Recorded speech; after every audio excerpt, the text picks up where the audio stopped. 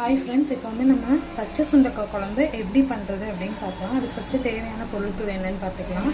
பச்சை சுண்டைக்காய் வந்து நம்ம இடி உரலில் வச்சு 1-2 நம்ம வந்து தட்டி வச்சுருக்கோம். அதே மாதிரி வெள்ளைப்பூடு, அப்புறம் சின்ன வெங்காயம், இந்த மூணையும் வந்து அந்த இடி உரலில் வச்சு தட்டி வச்சுக்கணும். அப்புறம் கருவேப்பிலை, கொத்தமல்லி பொடி, அப்புறம் காயப்பொடி கொஞ்சம், அப்புறம் குழம்பு மிளகாத்தூள், புளி வந்து ஒரு நெல்லிக்காய் சைஸ் அளவு வந்து ஊற வச்சு வச்சுருக்கேன். அப்புறம் வந்து கடுகு, வெந்தயம், நல்லெண்ணெய். நம்ம இப்போ வந்து எப்படி பண்ணுறதுன்னு பார்க்கலாம்.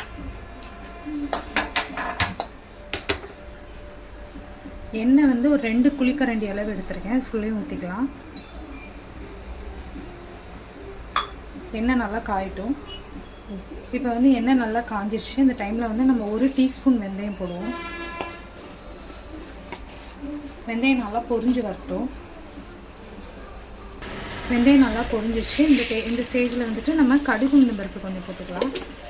கடுகு உளுந்தம் பருப்பு நல்லா வெடிச்சு வரட்டும்.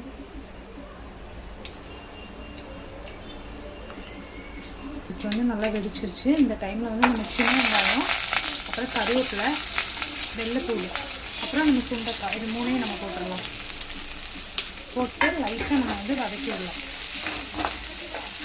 இந்த வெங்காயம் வந்து லைட்டாக சவந்து வரட்டும்.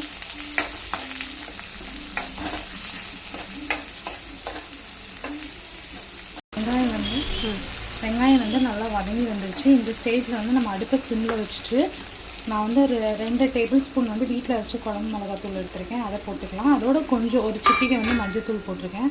அப்புறம் அதே அளவு 2 டேபிள் ஸ்பூன் கொத்தமல்லி பொடி, இதையும் போட்டுட்டு இந்த எண்ணெயிலேயே லைட்டாக வந்து வதக்கி விடலாம். அப்போ தான் மசாலா ஸ்மெல் வந்து நல்லா போகும்.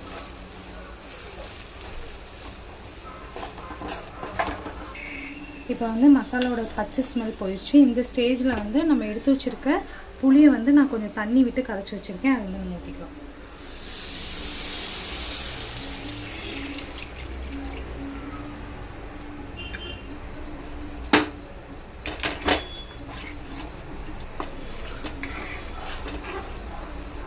இப்போ வந்து இந்த மசாலாவும் புளியும் சேர்ந்து நல்லா கொதித்து பச்சை ஸ்மெல் போனதுக்கப்புறம் நம்ம வந்து பார்க்கலாம். இப்போ வந்து குழம்பு நல்லா கொதிச்சிட்ருக்கு. இந்த ஸ்டேஜில் வந்து நம்ம தேவையான அளவு உப்பு போட்டுடலாம். உப்பு போட்டு குழம்பு நல்லா எண்ணெய் பிரிஞ்சு வரட்டும். அது வரைக்கும் வந்து நம்ம மூடி வச்சிடலாம்.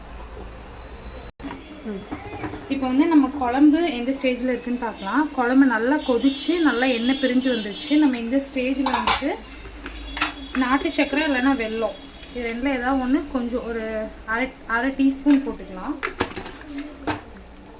போட்டு கிளறிட்டுடலாம். கிளறி விட்டு நம்ம வந்து ஆஃப் பண்ணிடலாம். இதே மாதிரி நீங்களும் இந்த மாதிரி பச்சை சுண்டைக்காய் குழம்பு வச்சு டேஸ்ட் பண்ணி பாருங்கள். நல்லா இருந்துச்சு அப்படின்னா லைக் பண்ணுங்கள், ஷேர் பண்ணுங்கள், சப்ஸ்கிரைப் பண்ணுங்கள், கமெண்ட் பண்ணுங்கள். தேங்க்யூ.